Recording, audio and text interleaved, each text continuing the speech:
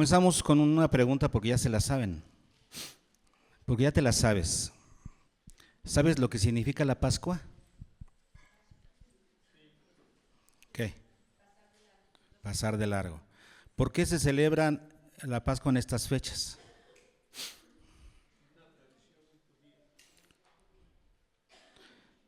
¿Los creyentes deben celebrar la Pascua? Y si se celebra, ¿cómo debería de hacerse? Hoy vamos a responder a todas esas preguntas. ¿Sale? ¿Listos? Primero, para conocer el significado de la Pascua y que tiene una relación muy estrecha con la obra de Cristo, ¿no? Lo cual nos deja ver que se cumple lo que los escritores del Nuevo Testamento enseñan acerca del Antiguo Testamento. El Antiguo Testamento es sombra de lo que había de venir. El Antiguo Testamento se explica, se cumple en Jesús. Entonces, pero necesitamos conocer, ¿verdad? Eso nos ayuda mucho, así es que vamos al origen de la celebración de la Pascua, justamente al origen. ¿En dónde está eso? En el libro de Éxodo, capítulo 12. Ahí tenemos justamente cuando el Señor le indica al pueblo de Israel que celebre la Pascua. Dice, vamos a ir leyendo poco a poco y vamos a ir haciendo algunas anotaciones al respecto en cada versículo para que vayamos aprendiendo las consideraciones más importantes acerca de la celebración de la Pascua. ¿Ok? Dice capítulo 12, versículos 1 y 2, habló Jehová a Moisés y a Aarón en la tierra de Egipto diciendo, este mes os será principio de meses, para vosotros será el primero en los meses del año. Eso quiere decir que este mes, que ahorita vamos a ver cuál es, para los judíos sería el primero del año y en ese mes se celebraría la Pascua. Ok, ¿a qué mes nos estamos refiriendo? Para dejarlo claro, en el capítulo 13, versículo 4, dice, vosotros salís hoy en el mes de Abib. ¿Cuándo salieron de Egipto los israelitas? En el mes de Abib, de los judíos. En Éxodo 23:15 también lo ratifica. Ahí dice, la fiesta de los panes sin levadura, que es una fiesta que seguía a la Pascua. ¿Verdad? Guardarás 7 días, comerás los panes sin levadura, como yo te mandé en el tiempo del mes de Abib, porque en él saliste de Egipto. ¿Ok? Entonces nos queda claro que aquí Moisés en el capítulo 12 se está refiriendo al mes de Abib. En ese mes sería el principio de meses, o sea, el principio de año para los judíos. Bien, seguimos adelante con la lectura, versículo 3. Hablad a toda la congregación de Israel diciendo, en el 10 de este mes, ¿qué día? En el día 10 del mes de Abib, ok, bueno, ¿qué iban a hacer? Tómese cada uno un cordero, según las familias de los padres, un cordero por familia, mas si la familia fuere tan pequeña que no baste para comer el cordero, entonces él y su vecino inmediato a su casa tomarán uno según el número de las personas. Conforme al comer de cada hombre, haréis la cuenta sobre él cordero. Entonces puede ser una por familia o si se podían juntar 2 familias. Entonces en el día 10 escogían un cordero. En el día 10 lo escogían. Bueno, ¿cómo debería ser ese animalito? 5, versículo 5, el animal será sin defecto. Recuerden que todo esto es figura de lo que había de venir, o sea, en este caso del Señor Jesucristo, un cordero sin defecto, ¿ok? Macho de 1 año, lo tomaréis de las ovejas o de las cabras, podría ser inclusive. Ahora, ¿qué sigue? Y lo guardaréis hasta el día 14. Entonces, lo iban a apartar el día 10 para inmolarlo el día 14. Hasta el día 14 de este mes, y lo inmolará toda la congregación del pueblo de Israel entre las 2 tardes. Muy bien, hasta aquí vamos a seguir leyendo, pero vamos a hacer algún comentario hasta aquí. Esta es una conmemoración, como vamos a ver más adelante, que se tiene que hacer para siempre en la nación de Israel, por los israelitas. Y entonces, ya que los israelitas se habían establecido en Jerusalén, los sacerdotes el día 9 lo que hacían era ir a buscar de entre las manadas de los sacerdotes el mejor animalito que hubiera para, fíjense bien lo interesante de esto, para el día 10 en una procesión meter al animalito a Jerusalén por las puertas de la ciudad. Eso es interesante, como vamos a ver más adelante, porque dice la Escritura en Juan 12 que 5 días antes de la Pascua, 5 días antes de la Pascua, Jesús entró a Jerusalén en la llamada entrada triunfal, o sea, justamente en el día 10 del mes de Aviv. Debemos recordar que para los israelitas su calendario es lunar, nuestro calendario es solar, el de ellos era más exacto, y ellos estas festividades se cumplían siempre los mismos días, siempre. En cambio, en nuestro caso no, como es un calendario solar, no se cumplen los mismos días. Por eso nosotros vemos que la Semana Santa va cambiando de fechas cada año, porque cuando se celebra la Semana Santa, según la tradición, se debe de celebrar, según la fiesta de la Pascua, se tiene que celebrar se tiene que celebrar con la primer luna llena de primavera. Eso en nuestro calendario va cambiando. En el calendario judío era siempre los mismos días del año. Entonces, Jesús, 5 antes de la Pascua, hizo su entrada triunfal a Jerusalén. El mismo día en el que el sacerdote había escogido el cordero y lo metía en una procesión a Jerusalén, para después ser inmolado el día 14, 4 días después. ¿Se dan cuenta? Entonces, para que veamos cómo todo es sombra, ¿no?, de lo que había de venir. Luego dice el versículo 7: y tomarán de la sangre y la pondrán en los 2 postes y en el dintel de las casas en que lo han de comer. Y aquella noche comerán la carne asada al fuego y panes sin levadura, con hierbas amargas lo comerán. Entonces así es como se tenía que celebrar la Pascua. La carne tenía que ser como asada y se tenía que comer con panes sin levadura y con hojas amargas. Esta es la forma en la que se tenía que comer la Pascua. Además, dice: ninguna cosa comeréis de él cruda, ni cocida en agua, sino asada al fuego, su cabeza con sus pies y sus entrañas.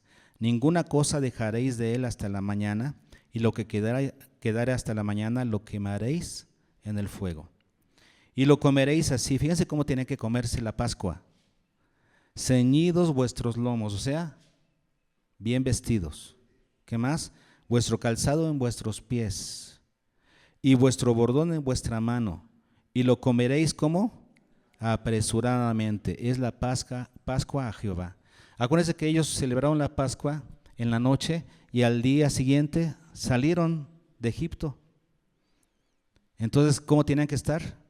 Preparados. Así es como se celebraba la Pascua. Se comía el cordero asado, con panes sin levadura, con hojas amargas, y luego se tenía que comer vestidos, calzados y apresuradamente. Así era la Pascua. Luego, ¿qué sucedió en aquel momento del Éxodo? Pues yo pasaré, versículo 12, aquella noche por la tierra de Egipto, y heriré a todo primogénito en la tierra de Egipto, así de los hombres como de las bestias, y ejecutaré mis juicios en todos los dioses de Egipto, yo Jehová. Y la sangre os será por señal en las casas donde vosotros estéis. Y veré la sangre y pasaré de vosotros. Por eso se llama la fiesta de la Pascua. ¿Por qué? Porque ese día el Señor pasó de largo. Pasaré de vosotros. Y no habrá en vosotros plaga de mortandad cuando hiera la tierra de Egipto. Entonces el Señor iba a anotar, el destructor iba a anotar la sangre en las puertas, en el dintel y en los postes, y iba a pasar de largo. Esto es un modelo, por supuesto, un tipo de nuestro Señor Jesucristo, que a través de su sangre, ¿no?, derramada, cuando nosotros somos aplicados con la sangre de Cristo al creer, ¿qué sucede? La muerte pasa de largo. Ya no nos afecta la muerte. ¿Ok? Versículo 14. Y este día os será en memoria y lo celebraréis como fiesta solemne para Jehová durante vuestras generaciones. Por estatuto perpetuo lo celebraréis. ¿A quién le está diciendo esto? A los judíos, ¿verdad? Los israelitas. Ellos tenían que celebrar la Pascua como un estatuto perpetuo. ¿Qué más tenían que hacer durante este festejo? Versículo 26. Y cuando os dijeren vuestros hijos, ¿qué es este rito vuestro? ¿Qué era esto? Un rito. ¿Ok? Era un rito. ¿Qué es este rito que estamos haciendo? Vosotros responderéis, es la víctima de la Pascua de Jehová, el cual pasó por encima de las casas de los hijos de Israel en Egipto, cuando hirió a los egipcios y libró nuestras casas. Entonces el pueblo se inclinó y adoró. Ok, en resumidas cuentas, esto es la celebración de la Pascua, que es una figura, un tipo de lo que Cristo después haría con su muerte. Al derramar su sangre, el Señor, al aplicarnos esa sangre nosotros, o sea, al creer, diríamos, somos librados de la muerte. La muerte pasa de largo en todo aquel que es creyente. Esta fiesta de la Pascua prefigura, es una sombra de lo real, prefigura lo que fue la obra de Cristo posteriormente cuando vino aquí a la cruz. Hasta en algunos aspectos, como ya dije, en algunos aspectos, ¿cómo se puede decir? No tan relevantes, no tan vistosos, como sería la entrada triunfal, ¿no? Si quieren, vamos a Juan 12 para que ustedes vean algunos detalles interesantes de cómo esta fiesta de la Pascua se cumple algunos aspectos, ¿verdad?, de manera tipológica en la vida de Cristo. En el capítulo 12 vemos que 6 días antes de la Pascua Jesús vino a Betania y fue cuando fue ungido por María. ¿Se acuerdan que ya predicamos sobre eso? Y luego dice en el versículo 12, y el día siguiente, o sea, 5 días antes de la Pascua, es cuando Jesús entró en la entrada triunfal. 5 días antes de la Pascua significa el domingo, el primer día de la semana. Y eso quiere decir que es el mismo día en el que el Cordero, como dije, ¿verdad?, era elegido y era llevado en una procesión hacia Jerusalén. O sea, coincide la entrada del Cordero que iba a ser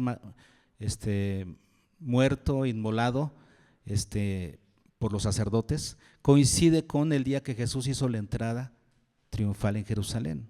La gente le cantaba, Hosana, bendito el que viene en nombre del Señor. Hosana, que significa líbranos. La gente pensaba que Jesús era un caudillo, un militar que los liberaría de la opresión de los romanos. No entendían. Sin embargo decían, Hosana, líbranos, líbranos. No entendían que Jesús había venido pero a librarnos en otro sentido.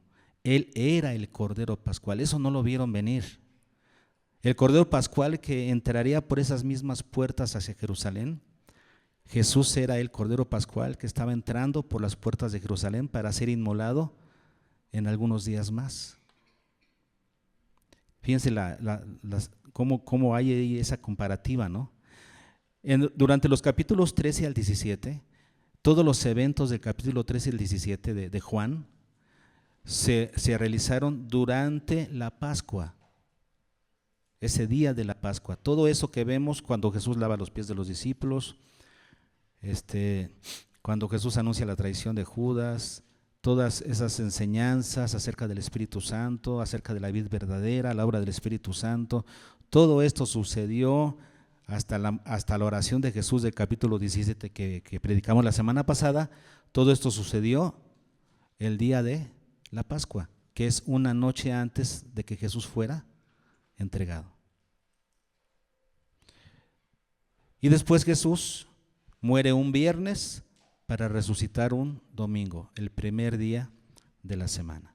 Lo que vemos entonces es que la Pascua es sombra de algo real que iba a venir. La sombra es una prefiguración de la obra de Cristo. Pero finalmente sigue siendo hoy en día un festejo judío, la Pascua. Sin embargo, a esta Semana Santa se le llama también Semana de la Pascua, Semana Pascual o de la Pascua, y ya tiene su nombre más popular es Semana Santa. Vamos a analizar dos cosas interesantes que se desprenden de esta situación de la muerte de Cristo y de la Pascua. Dos cosas que nos quedan como incógnita. La primera cosa que llega a mi mente es, ¿por qué la iglesia dejó de reunirse los sábados como lo hacían los judíos? ¿Por qué el día de reposo dejó de ser el sábado para venir a ser ahora en domingo? ¿Por qué la iglesia ya no se reúne en sábado como los judíos? ¿Por qué el día sagrado para el cristianismo no es el sábado, sino el domingo? ¿Qué fue lo que cambió la situación? Y vamos a utilizar algunos versículos de los que se utilizan por la iglesia evangélica para dar la explicación más común que se da a este hecho. ¿Por qué la iglesia se reúne en domingo y no en sábado? La respuesta más común es porque Cristo resucitó en domingo. Entonces la iglesia lo que hace es los domingos celebrar la resurrección de Jesús. Esa es la respuesta más común. Pero para dar respuesta a esta interrogante, ¿por qué nos reunimos los domingos? Vamos primero a entender un principio bíblico, algo que sí es un principio bíblico. En Génesis capítulo 2, cuando Dios creó el mundo, nos dice que hizo todas las cosas en 6 días. ¿Y luego qué hizo? El séptimo día descansó. ¿Ok? Y entonces dice Génesis 2:3, Dios bendijo el día séptimo y lo santificó, porque en él reposó de toda la obra que había hecho en la creación. Entonces esto llegó a ser un mandamiento para los judíos, porque en Éxodo 20, donde están los 10 mandamientos, vemos que para estar en buena relación con Dios, ¿verdad?, el pueblo de Dios tenía que guardar el séptimo día para estar en buenos términos con Dios. En Éxodo 28 dice, guardarás el día de reposo para santificarlo. Y luego repite la situación del Génesis, ¿no? Porque en 6 días hizo el Señor todo lo que existe y en el séptimo descansó. Por eso el Señor santificó el día séptimo. Y esa es la razón por la que los judíos guardan como un día de reposo y conmemoración el día séptimo. Ahora, quisiera que aprendamos a separar lo que es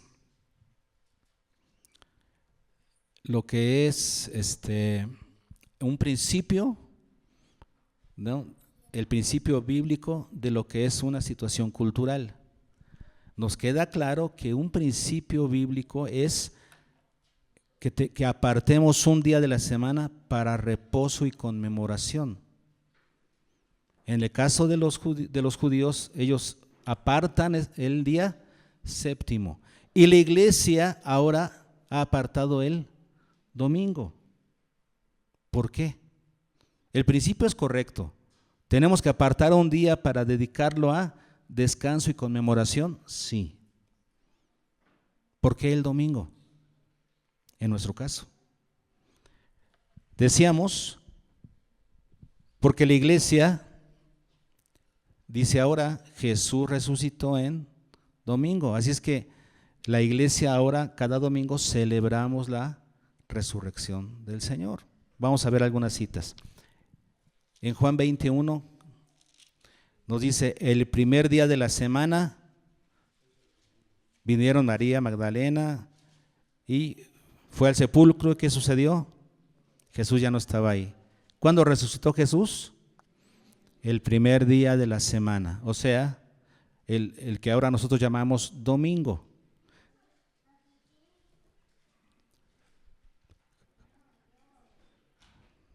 ¿Seguimos viendo?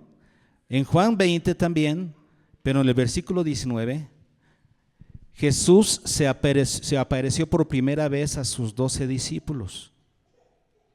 Por primera vez a los 12 discípulos, por primera vez después de su muerte, ¿verdad? Ya resucitado Jesús se aparece a sus 10, porque no estaba Tomás. Ya Judas ya no estaba y Tomás no se encontraba en ese momento. ¿Y cuándo es que Jesús se aparece a ellos? Dice el versículo 19, cuando llegó la noche de aquel mismo día, el primero de la semana. ¿Cuándo se apareció Jesús a sus 10? El primer día de la semana, o sea, en domingo. Y después, como ya dijimos, Tomás no estaba.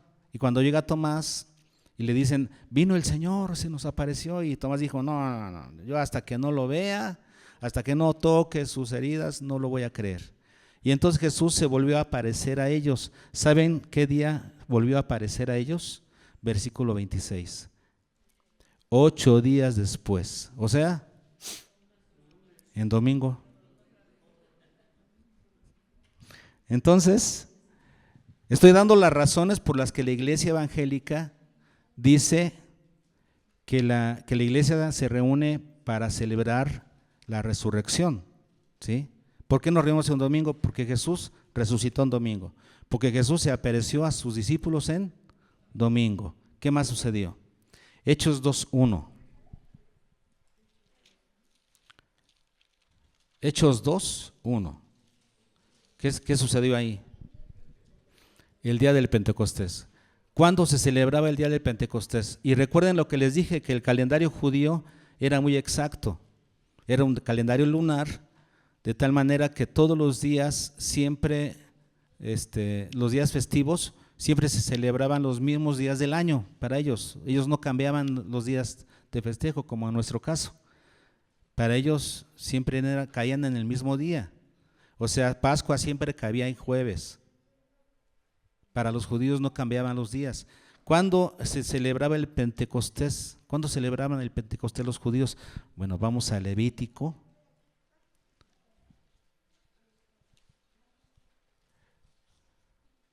Levítico capítulo 23.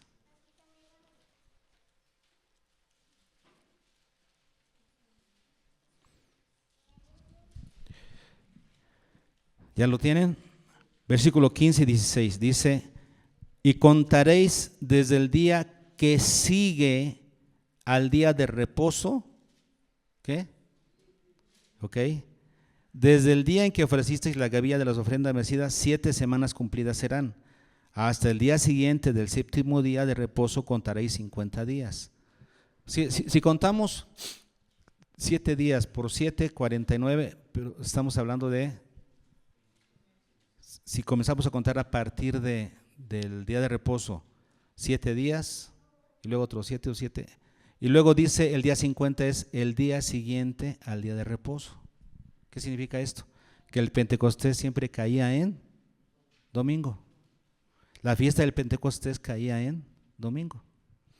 Entonces, en el Pentecostés, en esa celebración, es cuando vino el Espíritu Santo por primera vez sobre los creyentes. Fue la venida del Espíritu Santo, que celebra, diríamos, la inauguración de la iglesia. ¿Cuándo se hizo eso? el primer día de la semana, en domingo. ¿Qué más? Otro dato curioso, lo tenemos también en Hechos, pero capítulo 20. En Hechos capítulo 20,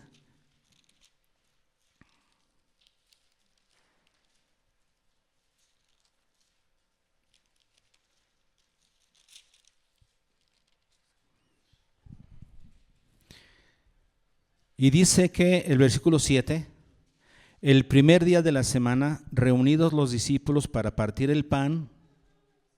¿Cuándo se reunieron a partir el pan? El primer día de la semana.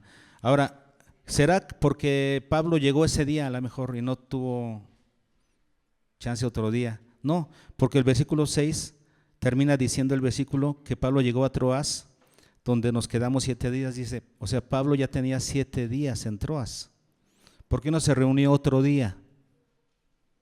Y eligió reunirse a partir el pan con los discípulos. Acuérdense que partir el pan aquí implica la comunión, ¿no? Entonces nos habla de un día de reunión y lo hicieron el primer día de la semana. ¿Quieren ver más? En 1 Corintios capítulo 16.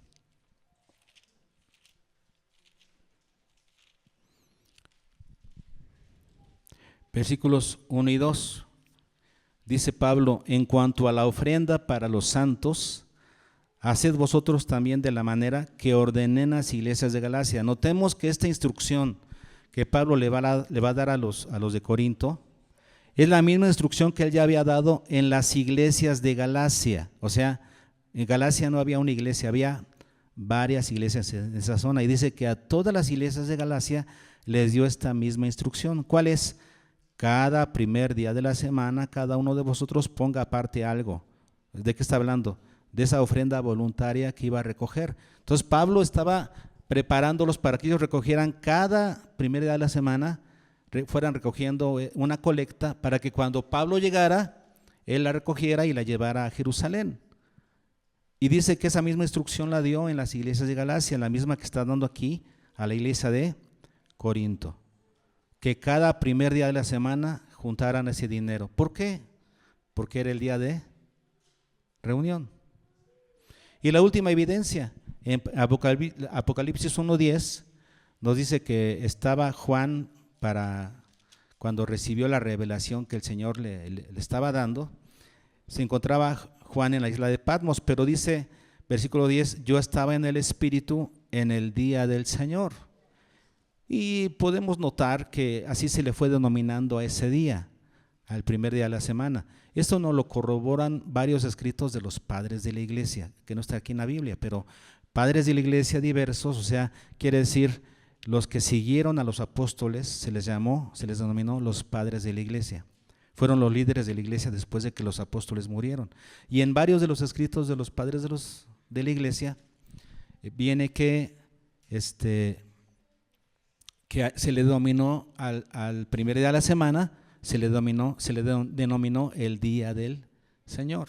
Eso quiere decir que cuando Juan recibió esta revelación del Apocalipsis, él se encontraba en el día del Señor, o sea, en domingo. Por todas estas razones, estos hechos son la base doctrinal, diríamos, la base bíblica por la que yo he escuchado y he visto a predicadores distintos que dicen que esta es la base bíblica por la cual se ratifica que la iglesia debe reunirse en domingo. Ya no en sábado, sino en domingo. ¿Ok? Ahora, podemos ver que sí hay varias evidencias bíblicas de que la iglesia o varias iglesias, yo no sé si todas, pero varias iglesias se reunían en domingo, en el primer día de la semana. Se puede ver esa evidencia de que sí es cierto, pero aún nos sigue faltando algo, alguna instrucción apostólica que nos dijera que el día de reunión es el domingo. No hay, no existe ninguna instrucción apostólica, ni verbal ni escrita, de que la iglesia deba reunirse. Ahora, imagínense esto. Si la iglesia tuviera que reunirse en domingo porque es el día del Señor, y eso quiere decir, ese es el día que Dios bendijo ese día para que la iglesia se reúna, porque en ese día va a dar Dios algún tipo de bendición especial. O sea, los demás días Dios no bendice de esa manera especial, solamente el domingo. ¿Qué sucedería si nosotros creyéramos eso? Que el domingo es el día especial para reunirse porque es el día consagrado y entonces ese día Dios es el día que Dios bendice a la iglesia. Si creyéramos eso, nos convertiríamos en una iglesia ritualista que guarda ritos. Nosotros vimos que la Pascua, por ejemplo, es un rito. Lo vimos cuando leímos Éxodo, cuando dice ahí, cuando el hijo le preguntara, ¿por qué hacemos este rito? Es que es un rito. Y recordemos que la religión judía, al igual que todas las religiones del mundo, menos la bíblica, todas las religiones del mundo que no tienen a Dios son ritualistas. Eso quiere decir, hacen algo físico para obtener un beneficio espiritual. Si nosotros creyéramos que la iglesia debe reunirse en un día específico, porque si no estaríamos mal, estaríamos siendo ritualistas. La Biblia no lo dice, no dice cuándo debemos reunirnos. Entonces, ¿por qué nos reunimos en domingo? Pues en este caso para nosotros, por conveniencia, porque es el día en el que culturalmente descansa la mayoría de las personas. No todos, porque muchos trabajan en domingo, pero la mayoría de la gente descansa en domingo. Es una cuestión de conveniencia, no es una cuestión de ritos. No es porque es el día del Señor, no es porque Jesús resucitó en ese día, no necesariamente. Si queremos tomarlo así, está bien, conmemoramos su resurrección, pero no es necesario reunirse en domingo. No es necesario. Y si no, ¿dónde quedarían todas aquellas iglesias que por conveniencia no pueden reunirse en domingo? Porque sus feligreses pueden mejor en jueves. Entonces están en pecado, están mal, porque ellos pueden reunirse en jueves. No. De hecho, yo conozco un hermano que es misionero aquí en el estado y tiene varias iglesias en diferentes lugares. Está ahorita abriendo una en Plateros. Y él pues tiene varios grupos entre semana y no los puede reunir a todos en domingo. Él va a una de ellas en domingo, pero las demás se reúnen en martes, en jueves. Y es el día de reunión fuerte para ellos entre semana, porque es el día que el misionero puede. Entonces, ¿está mal él por eso? No. ¿Por qué nos reunimos los domingos entonces? Por conveniencia, pero no es por rito. No hay ninguna indicación de que la iglesia deba reunirse en domingo. No la hay. Y si alguno dice, no, es que es el día del Señor y debe ser guardado, ¿dónde lo dice? Ahora, vamos a sacar lo cultural de lo que es un principio bíblico.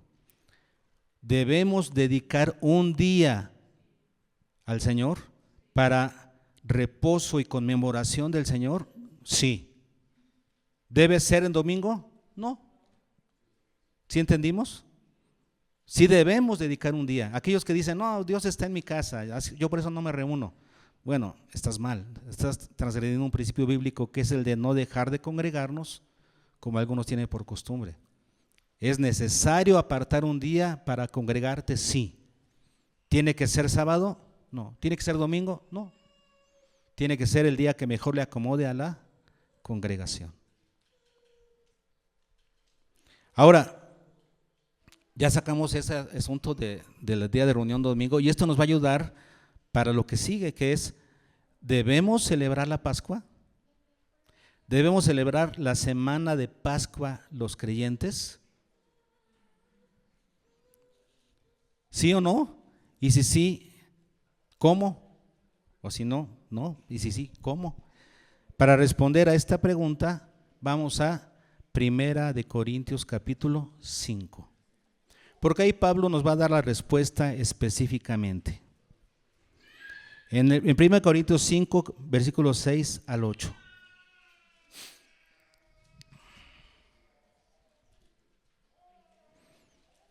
Aquí el apóstol Pablo nos va a hablar acerca de la Pascua.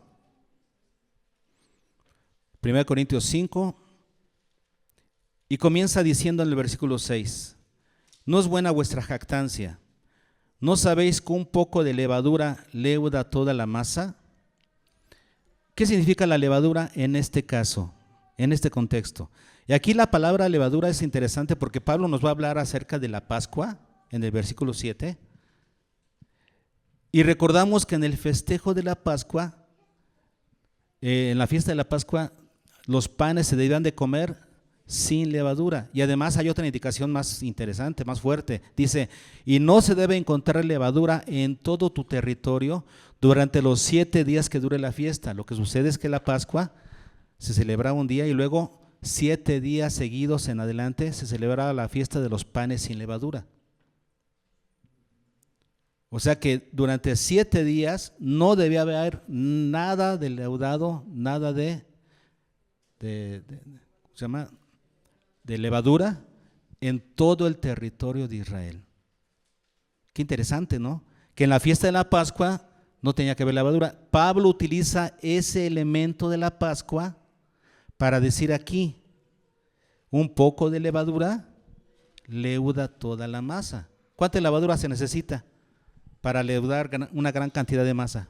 Poca. ¿A qué se está refiriendo Pablo con esa poca de levadura? En este contexto, ¿a qué se refiere en Corintios? Vamos a ver desde el versículo 1. De cierto se oye que hay entre vosotros, ¿qué hay? Fornicación. ¿Qué había en la iglesia? ¿Qué es fornicación? Todo tipo de inmoralidad sexual. Ahora, ¿qué inmoralidad sexual había aquí? Fíjense nomás, y tal fornicación cual ni aún se nombra entre los gentiles, tanto que alguno tiene la mujer de su padre. ¿Qué estaba pasando en la iglesia de Corinto? Que uno se estaba metiendo con la mujer de su padre. Un pecado que no se podía ni nombrar entre los gentiles, estaba pasando en la iglesia. ¿Nos alarmamos? No, eso pasa. En este mundo eso pasa. Pecados graves pasan dentro de la iglesia, sí.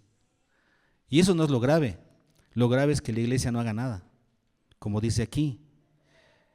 Y vosotros estáis envanecidos. ¿No debierais más bien haberos lamentado para que fuese quitado de en medio de vosotros el que cometió tal acción? ¿Qué dice Pablo? ¿Cómo están permitiendo que eso pase? No me alarma tanto que el pecado hay pecado, hay. Lo que me alarma más es que ustedes no estén haciendo algo. Eso sí me alarma. ¿Están envanecidos? ¿No debieron haber quitado de en medio a esa persona que hizo ese pecado? ¿No debieron haberlo quitado de en medio? ¿Se dan cuenta? Quitado de en medio. Ciertamente yo, como ausente en cuerpo, pero presente en espíritu, ya como presente, he juzgado al que tal cosa ha hecho.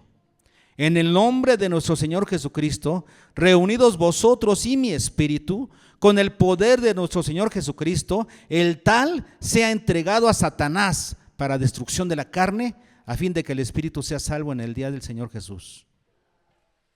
¿De qué está hablando Pablo cuando dice un poco de levadura leuda toda la masa? ¿De qué está hablando? Del pecado. Cuando permitimos que el pecado venga a nosotros o se quede en la iglesia. Que venga a nuestra vida o que se quede en la iglesia.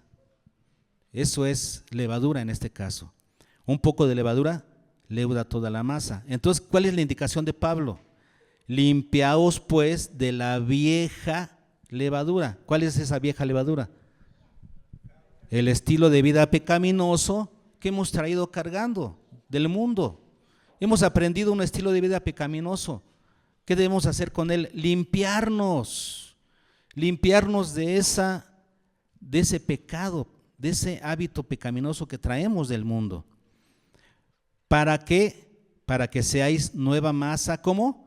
Sin levadura, como sois, como debe de ser. Nosotros, ¿cómo somos? Somos como panes sin levadura, o sea, sin pecado. Ahora vean lo que sigue. ¿Por qué estoy diciendo todo esto? Dice Pablo. ¿Quieren saber por qué les digo todo esto?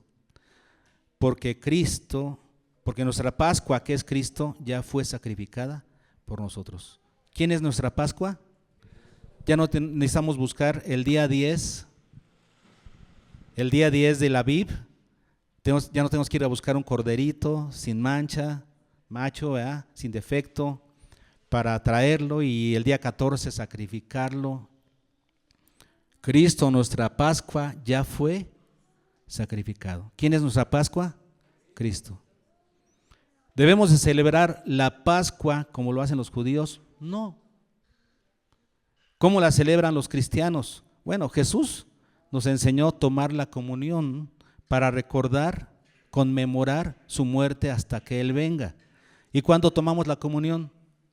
Dice ahí la instrucción bíblica, cada vez que la tomen. No dice cada cuándo. O sea, el Señor ni siquiera nos dejó el Señor Jesús un indicador de cada cuándo se tiene que tomar, o si en días festivos, o si en días sagrados, o cada vez que la tomen. Cada vez que la tomen, la muerte del Señor anuncian hasta que Él venga. Es una conmemoración. Nosotros hoy vamos a tomar la comunión y tenemos que reconocer que es una conmemoración de la muerte. ¿Dónde la conmemoramos? Aquí.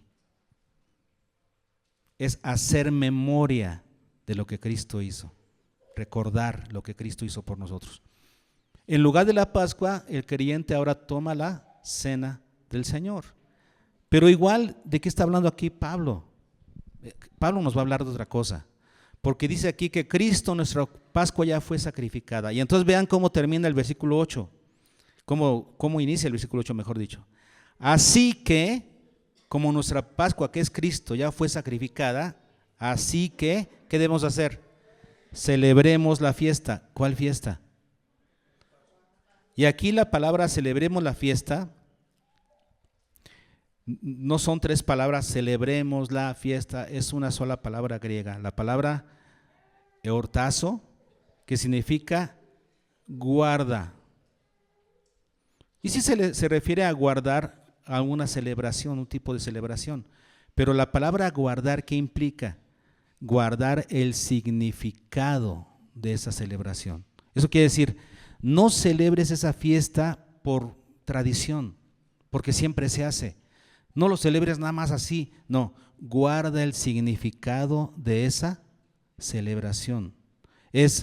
Guárdalo el significado intacto de lo que significa. Y entonces nuestra Pascua ya no es el Cordero Pascual del Antiguo Testamento, nuestra Pascua es Cristo. ¿Qué es lo que celebramos ahora? A nuestro Cordero Pascual, o sea, la muerte y resurrección de Cristo. Es lo que celebramos. Ahora, ¿cómo lo celebramos? ¿Cuándo lo celebramos? Vamos a verlo. Aquí dice el versículo 8, así que celebremos esta fiesta, dejándola intacta en su significado, la Pascua de Cristo, no con la vieja levadura. ¿Cómo es que no se celebra la Pascua de Cristo? ¿Cómo no debe ser celebrada? Con pecado. ¿Se dan cuenta? No con un estilo de vida pecaminoso, sino, ¿cómo? Ni con levadura de malicia y de maldad, sino con panes sin levadura de sinceridad y verdad, o sea, sin pecado, viviendo una vida dedicada al Señor. Tanto es así el significado de esto, que quiere decir Pablo ahora, que en el versículo 9 dan una instrucción a la iglesia todavía más, ¿cómo podemos decir? Exigente, porque dice, os he escrito por carta. ¿De qué está hablando Pablo? De que celebremos la fiesta sin hábitos pecaminosos, con sinceridad y verdad, ¿no? Y luego dice, os he escrito por carta que no os juntéis con los fornicarios. O sea, ni siquiera había que juntarse para no aprender esos malos hábitos pecaminosos. Y dice, no absolutamente con los fornicarios de este mundo, o con los avaros, o con los ladrones, o con los idólatras, pues en tal caso os sería necesario salir del mundo. Más bien os escribí que no os juntéis con ninguno que, llamándose hermano, fuere fornicario, o avaro, idólatra, maldiciente o borracho, ladrón, con el tal ni aún comáis. Fíjense lo exigente que es la indicación de Pablo. Lo exigente que es, ni siquiera te juntes con aquellas personas que te pueden influir para tener una vida de pecado.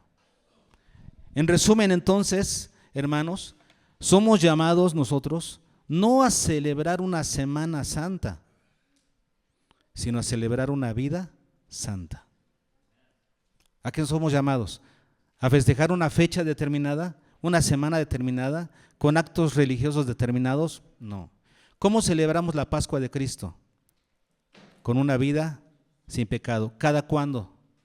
Nada más en Semana Santa nos dedicamos al Señor, como lo hacen los católicos, así. Nuestra dedicación a Dios es de todos los días. ¿Quieres celebrar la Pascua al Señor?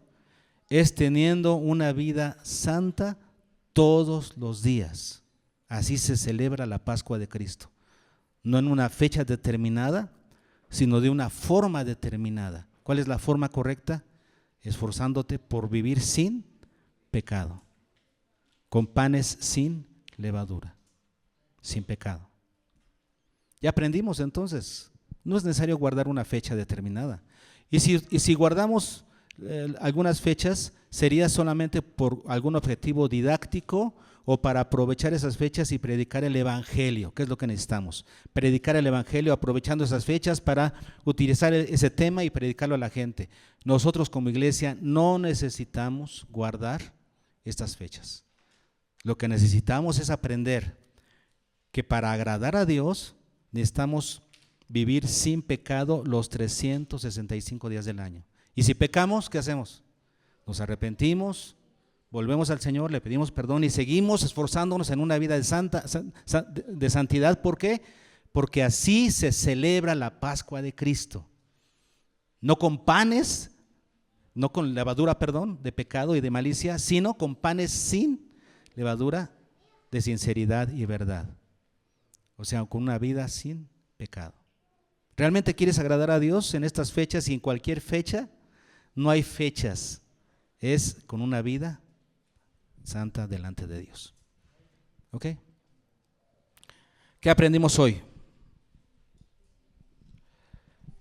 Primero, que la Pascua es un tipo de la obra de Cristo. Que la Pascua es figura en el Antiguo Testamento de lo que vendría cuando Cristo realizó su obra.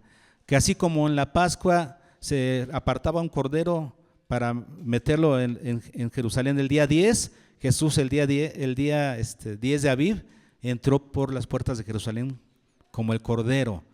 Ellos lo aclamaron como el rey que venía a salvarlos, pero Jesús venía como el Cordero de Dios que quita el pecado del mundo.